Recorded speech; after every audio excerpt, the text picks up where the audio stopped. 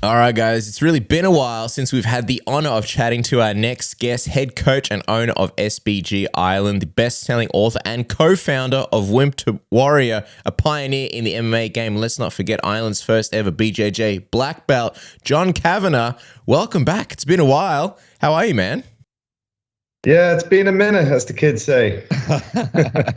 Yeah, the kids have all the best sayings these days. I don't even know what they're saying anymore. Like, back in our day, some of this stuff made sense. All right, so quickly, I know you're a busy man. You're always traveling the world. You're changing lives, helping people out. We saw just this week on Will Smith's new YouTube show, Best Shape of My Life, you put him through a Wimp to Warrior style workout. I'm wondering, what was it like training with a fresh prince? Is that has that been released? Has it? Yeah, man. And everyone's like, "Hey, look, it's John Cav. He's in there. You're full in one of the episodes." Where's that on YouTube? Is it? Yeah, it's on YouTube. Great show. But yeah, you're in there. You're training him. How was it training the Fresh Prince, man? You know, it was very cool. But there was a funny story. There was I got picked up by his strength and conditioning coach, who's an Aussie, and while we were driving to meet him, I said to him, hey, just out of interest, does he have any niggles? Because, you know, I'm going to be putting him through a workout. Is he tweaked any? And he started laughing.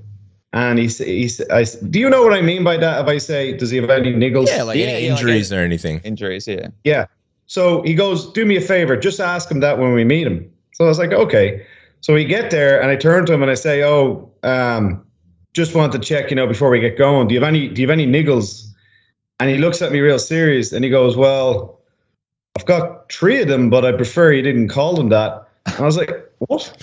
Oh. And it turned out that this seems to be, I don't know whether it's Aussie and UK and Ireland or something, but your man had asked him that same question and he kind of blew up at him. Well, he didn't blow up at him, but he made a joke of it. And then I asked the exact same question. So that was a funny / awkward start.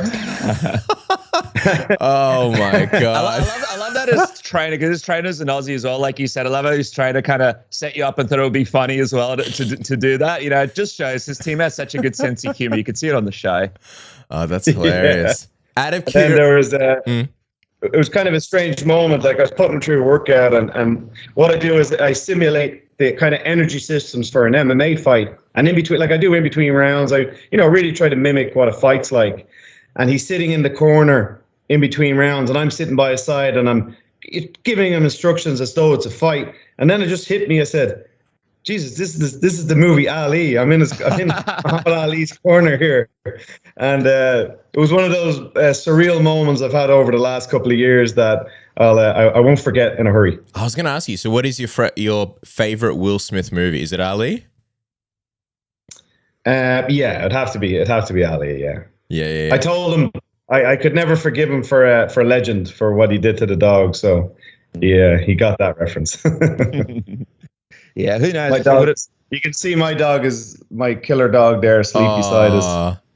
How adorable. So, what's the name? That's Kira, and then Valco's outside the door. Well, you would expect the dogs to be well trained if they're John Kavanagh's dogs. They probably know a couple of strangleholds as well. But I mean, speaking of Wimp to Warrior, man, I mean, this program has really taken the world by storm. You've got big names such as yourself, Daniel Cormier, Laura Sanka, all working with the program. But for those who are still in the dark about it, just sort of break it down for a lot of our listeners who still haven't really been able to look into it. What makes it so special? Its authenticity is what drew me in. It was a UK/Aussie guy, Richie Cranny, that come up with this idea, and he wanted to take one person and train them up to do their first amateur fight. And I think he was based in Sydney, and he put it, I don't know, like an ad in a paper, or back in the day, he put ads in papers then, I think. And he had about 400 applicants for it. And then he realized, wait a minute, this is something people want to do, because MMA has one of the largest fan bases in the world, but it doesn't have an easy on-ramp for somebody that's, maybe in their 30s and it likes watching the sport, and maybe went past the gym one day and saw a bunch of 19-year-olds killing each other and went, oh, that's a little bit too much for me. And walk on past. And I believe what the strength of WW is that it gives an easier, a more friendly on-ramp. They know they're going to be joining with 20 or 30 other people that are similar age, maybe haven't done sport in a long time or maybe ever, and, want to start from scratch day one, just learn the movements of mixed martial arts and then move on to the techniques of it. And then eventually after 20 weeks, 100 lessons, 100 hours, have their first amateur MMA fight. And, I gave it a go here a couple of years ago, and it really transformed my gym. And this weekend, we have an event. We're kind of doing a fun thing, Battle of Dublin. So it's my gym versus Owen Roddy's gym. And I believe we have almost 60 fights going to be happening over 3 events over the whole weekend. It's the biggest amateur MMA weekend in Irish MMA history. And the great thing is that, my gym has a decent profile, obviously, but we're in over 100 gyms worldwide, and it's transforming gyms worldwide. And all the coaches come back saying the same thing, is that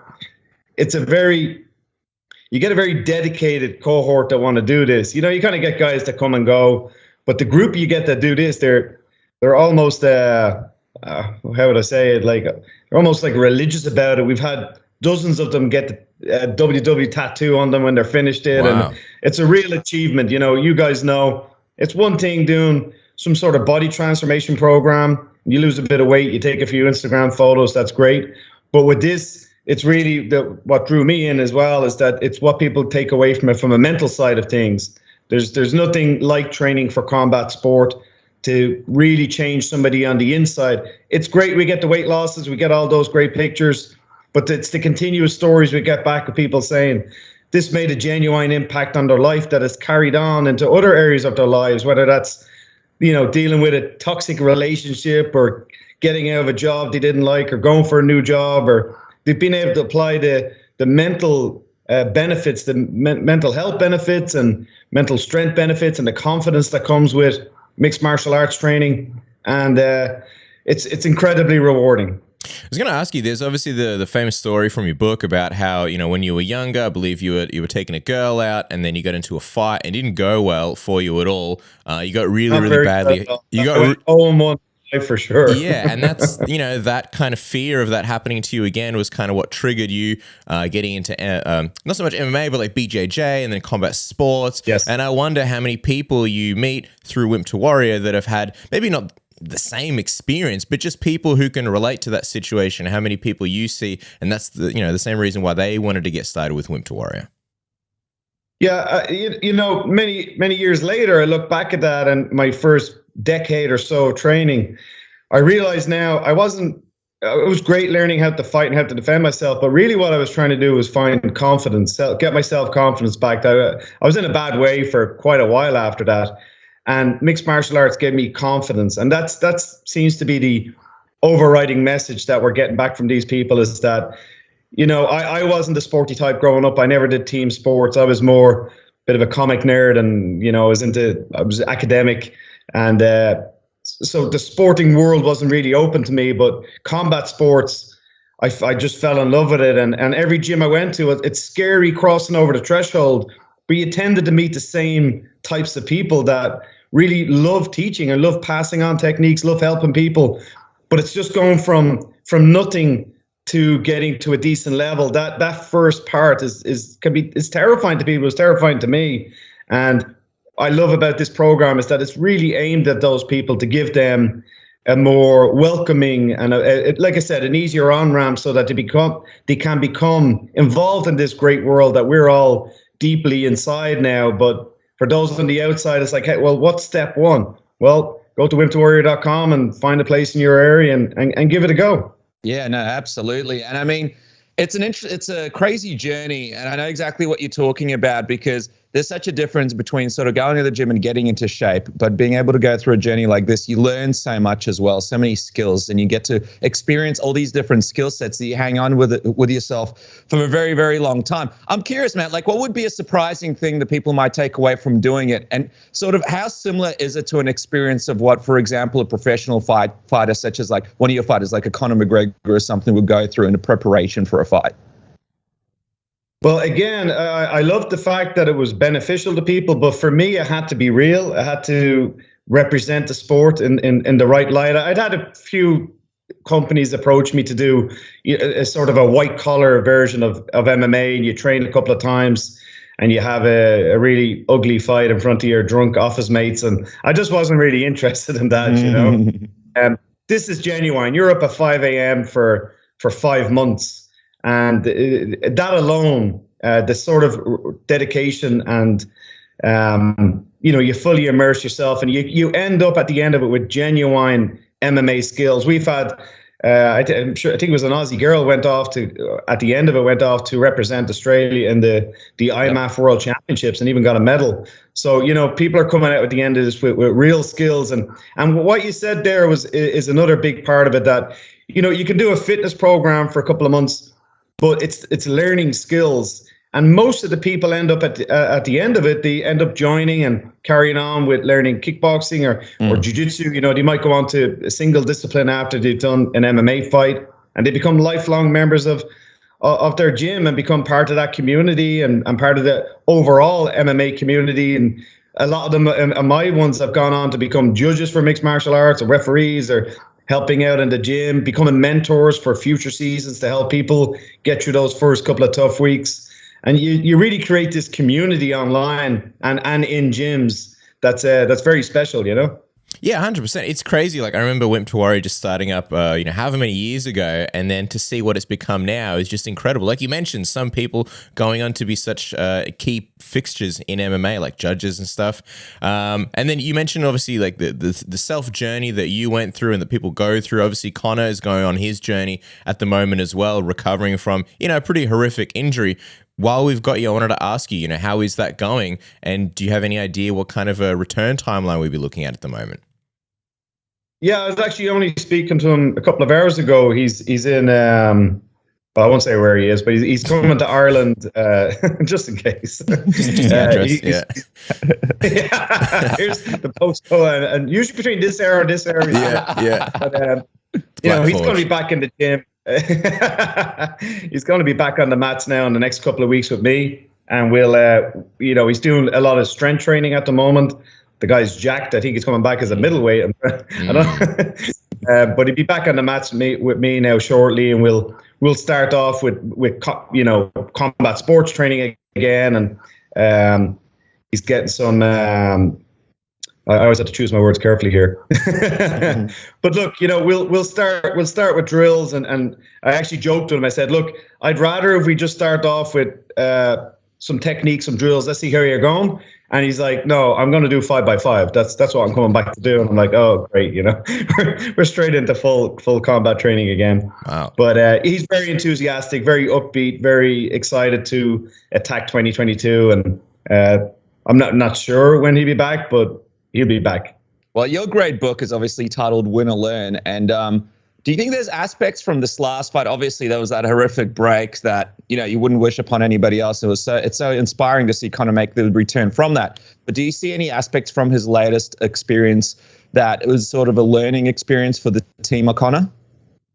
Well, there's the overriding message of combat sports and of this program is dealing with failure, dealing with losses, dealing with injuries, and having that mindset that, you know, as long as I keep coming back, I can never lose if I'm not going to quit. You know, it's only when you quit that's when the real loss comes in. But with all sports, you know, every big card you have, 50% win, 50% lose. And this is something we tell all our contestants that, you know, I have a big event, 50 odd fights, 60 fights at the weekend. There'll be 60 winners and 60 people will lose on the night. But, you know, everybody's really winning with this because they've done something so impressive and something they should be so proud of, and something that's they're going to come back and give it another go, or like I said, maybe go into one of the individual sports, work their way towards a jiu-jitsu black belt, or, you know, become kickboxing or go on to coach.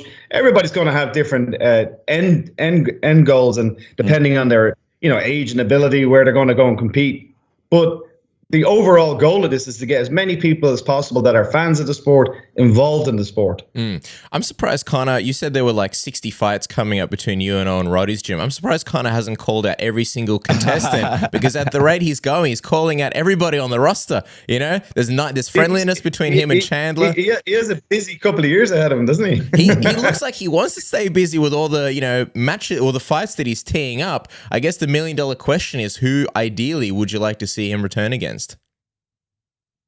God, I don't really know. Like, it's been kind of, I just don't really involve myself in that anymore. He's got 100 opponents lined up. It would appear, but let's just get back training. Let's test the leg and test everything. And when the time comes, I'm sure he won't be short of a choice. Well, because that's the thing. He's saying he wants an immediate title shot. Do you think that he could go straight? I know, right? I know he's coming back from this broken leg and he wants to go straight into a title shot. There's something admirable about it. Would you rather see him take maybe a warm-up fight against somebody else in the division, or do you think he can go straight into a title shot? Yeah, he's not so much about warm-up fights. he seems pretty warm to me as it is. So what will come will come. And I guess the interesting thing from the coaching side of things is if you guys do fight Dustin again, it's fighting the same guy back to back to back, right? And that's a very interesting sort of... It has to be called groundhog fight or something. Yeah, exactly. And also, but that's also a very fascinating perspective for a coaching team, coaching stuff. It's not something that happens very often. If you guys had to fight Dustin straight away, how do you sort of address that? And also, how do you even keep things fresh? I mean, obviously, you guys are preparing for the same guy over and over and over. Would it be, I mean, how do you even approach something like that? It's such a difficult thing to do from a coaching side of things and a fighter side of things. Yeah, it's always interesting facing the same opponent because, techniques may change a little bit, but the tendencies remain the same. So, there's what we've been working on, we'll continue working on. Obviously, you make adjustments each time and you're trying to improve, and opponents can change. So as long as the focus is on, like I would always say to Conor and all my guys, the goal is that if you're doing a 3-month training block, is that at the end of the 3 months, you could beat your former self.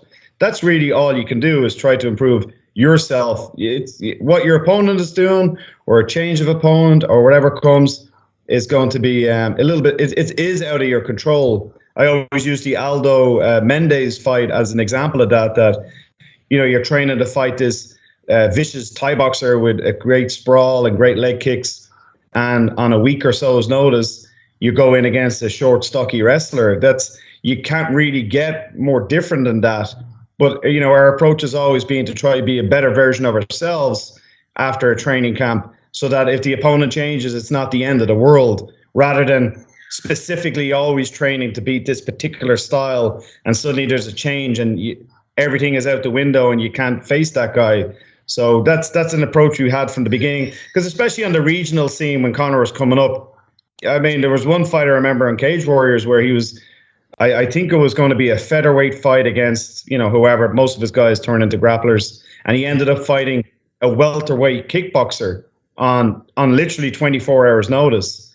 And he went in, did the business, because he had the skill set, and he had, he'd improved himself during that time. That what your opponent does is not as important as improving yourself. It's crazy because for so long he wanted that Khabib fight, and then obviously Khabib's gone on to retire and living the good life. But now you've got Islam Makhachev coming up in the ranks, and people are saying, "Hey, this is a guy that might be a future champion." How much does a fight like that sort of interest you? And do you think that would be almost like a continuation, maybe not in the same vein, so to speak, as the Khabib fight? I think that's kind of a one of one. But would that kind of, in some ways, continue the rivalry, at least from a competitive standpoint? And would that be kind of like a motivating factor of like, hey, here's Khabib's guy, it'd be great to beat his teammate? Well, whoever he faces, he'll be highly motivated. It's clear at this stage Conor has a few quid. He's got a few dollars in the bank account, so that's not the motivating factor at this stage. The motivating factor is competition, and to improve himself and to test himself against whoever it is. For me, I would kind of leave those conversations for the fans, let them enjoy that. for me, it would just be a different body type, a different skill set, and let's see how we match against them. Whether to face Islam would be fantastic. He's a great fighter. No matter what name you say in the UFC in the top 15, they're all brilliant. They're all excellent fighters. The level is so good at this stage in all weight classes, especially the lightweights. So whoever would be motivating. Yeah, just outside of that, man, I just want to get your personal opinion. What do you think? I mean, who do you think should get the next lightweight title shot between Islam and Justin Gaethje? Because this has been a bit of a debate in the MMA community lately. I'm going to be 100% honest with you and say I don't really follow it super close anymore. I just have so much on. I don't know if you can hear young Connell in the background screaming there. I've got the dogs, I've got WW, I've got my gym, I've got 90 fighters on the books now. Every weekend I'm at some show. So I just don't have time to kind of bog myself down and the exact paths people are going and what's going on in the scene. I just love watching fights. So whoever it is, be sure I'll be watching it and trying to break it down and work the techniques with my team the following week. Yeah, and speaking of fights, where are you watching yours? Are you going to be staying at home, paying full price for pay-per-view, or maybe you go to the pub and have a few pints and maybe a Palmer with the buddies or the missus or with your friends? I know I'd rather not pay for pay-per-view and watch it at the pub and soak up the atmosphere. The question is, though, which pub is showing the fights? How many screens? Is there commentary? Normally, you got to make phone calls to find these things out, but with our good friends at Matchpint, the app solves all your problems in life, really, because you boot up the app, you simply select what event you're looking for example, UFC, 269 down the road, and then it pops up with a list of pubs that are in your area. You simply scroll through, have a look, you can see what kind of reviews they get, you can see what kind of fixtures they have, what kind of special offers they have, maybe they're offering free pints, it shows you how many screens they have, whether there's commentary or not, whether they're pet friendly or not, all sorts of things. And then you hit the map button and it takes you straight there, and then you can tell all your friends and be the hero of the group. With Matchpint, your best friend for sports. Isn't that right, Dennis? That's right, man. And also great for smaller niche sports that you can't really catch at the pub normally here in Australia. What about your NBA? What about your NHL? What about your NFL? Maybe no fights this weekend, but you never know. LeBron James throwing those John Jones-like elbows at the Pistons just the other day. You never know what's going to happen on those big screens. There's only one place to find out, and that is at Matchpint. Click the link in the description below and download the app today. Have it in your pocket and be ready for whatever comes your way. Matchpint is your best mate for sport. And Cass, even though there's no fights this weekend, there are a lot of big sports happening with obviously Turkey Day going down in the States. And there is one place to capitalize on that, and that is at our friends at MyBookie. Make sure to double your first deposit with the promo code submission. But how about this? What about a $250 risk-free bet? Right now, it's the 4th annual Turkey Day $250 risk-free bet that goes down between the Raiders and the Cowboys, which goes down in the States on Thursday, November 25th, which is the Friday here. It's a risk-free bet. You can eat your turkey, kick up your feet, watch the football, and put up to $250 up risk-free. Make sure to go to MyBookie today, sign up with the code word submission, and take advantage of all the craziness that comes your way thanks to MyBookie, Cass. I know, especially ahead of Christmas. Make some money for your presents. And ho, ho, ho, gentlemen, because Christmas is coming early. But like we say, you don't want Santa Claus's beard hanging out of your pants, especially when you're strolling down the beach in this hot Australian summer that's around the corner. So use the best grooming tool on the market, the Manscaped Lawnmower 4.0. Don't cut your balls off with a rusty razor. It's got the skin-safe technology. It's got multiple guards so that you can trim to your length and whatever you like. You've got the LED light. It's waterproof. Wireless charging dock station. So you can just have it hanging out, next to your shower in the bathroom. You go in the morning and you just take care of business. Maybe you want to, actually, I need to trim my beard. I've got the neck beard growing, so I should probably take care of that. You can trim anything. Maybe your arm hair, maybe your leg hair, maybe I did my ears the other day. You can use it on anything. You've got the 7,000 RPM motor, and if you get the Performance Package 4.0, it's a great gift because it comes with the Lawnmower 4.0, the Weed Whacker Ear and Nose Hair Trimmer, the Crop Preserver and Crop Reviver, the Anti-Chafing Ball Deodorant, Moisturizer, and Toner, and you're basically set for summer. It comes with free underwear and a bag to chuck everything in there. What more could you want? Great Christmas present for yourself or even loved ones. Again, you'll be the hero of the family. Bang, Manscaped for everybody. Yeah, that's right, man. I mean, at the end of the day, when you see Bear Grylls out in the woods, in the forest, he finds food out there, he finds shelter, but there is no way that man can shave his own pubes with just purely his hands. There's only one device that could do it, and that is this amazing product from Manscaped. Make sure to do it today. Be the Bear Grylls in your life. This thing does everything. This thing is reliable. You can take this thing anywhere you need to go, and with this amazing package, you are basically set for many, many years to come. Go on there and use the code word submission for 20% off and free shipping today. Use the code word submission, 20% off and free shipping, thanks to Manscaped. Love it. But John, going back to you, we saw Conor pacing back and forth watching Max Holloway, which is a rematch that people have been curious about for so long. But I get the sense that there's no way that happens at featherweight. If that fight was to happen, is it safe to say that it'd have to be at lightweight? I think that would be a safe bet. Yeah. And just quickly before we get off lightweight, coach. And the funny thing is, like, you know, I think for guys at Conor's level and Max's level and those guys, I don't even really know why they bother cutting weight anymore. You know, it's almost like just let them fight, you know, because I'd imagine Max is probably heavier than Conor outside of fighting. I've heard stories of him getting up to really high weight. So why would they agree to fight and then spend 8 weeks trying to deplete themselves to get down to some weight class to fight for some belt that they... has Max been a champion? Has he held a belt? Featherweight, yeah, for quite a while. And then he fought, and then they fought Dustin for the interim. Yeah, so, I mean, Max has had a few belts, Conor's had a few belts, so they've done that. You know, push that to one side. I don't know if it's that important anymore. Just have them fight at their weight, whatever their weight is, just... let them do it. You know, they're both whatever weight they are. Let's go. It's fascinating as well because Max, you know, is saying that he's one of the best boxers in the company. I mean, and by the way, the thing I love about this fight as well is that it's happening now so far down from their first fight. How different do you think this fight would look like? And how kind of motivating is it for this like best boxer in the company thing to be attached to this fight? I know Conor would love that. Yeah, of course. Look, there's so many great storylines for Conor there against any of these guys, and maybe they should have a boxing fight and decide it. You know, because once it's MMA, right? Like I said, all of those conversations are fun, but I sort of leave them for the fans to argue online about. Yeah, absolutely. Last one about the lightweight division. Who do you think is going to be winning between Dustin Poirier and Charles Oliveira? Who do you think is going to be the new champion come the end of 2021? God, it's a great fight. I'd probably be leaning towards Dustin, but man, Charles is he's a great one to follow, and he's talk about that story of, you know, coming up and going down and having ups and downs, but he has that mindset of learning from mistakes, learning from failures.